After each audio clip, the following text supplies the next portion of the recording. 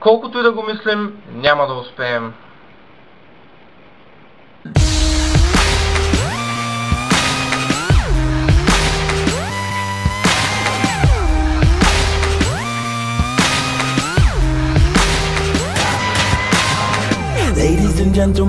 Какво става, хора? Днес ще направим една класация. Тя се отнася за най-странните неща, които някога сме виждали. На първо място сме сложили хора, които ядат пясък. По-конкретно е жената, която влезе в рекордите на Гинес именно с това. Вижте част от видеото.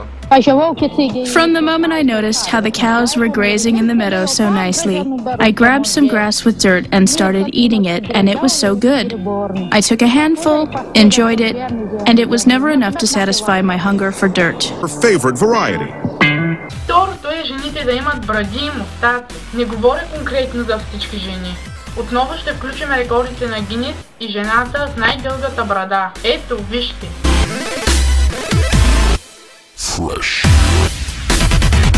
На номер 3 сме сложили нещо, което е адски странно и грозно.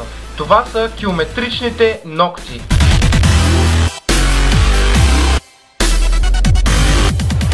Четвърто е хората, които се изкарват очите.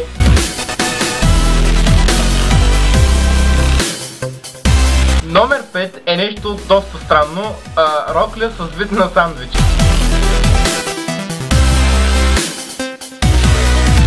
И последното е навикът на хората да пушат от всички възможни дупки.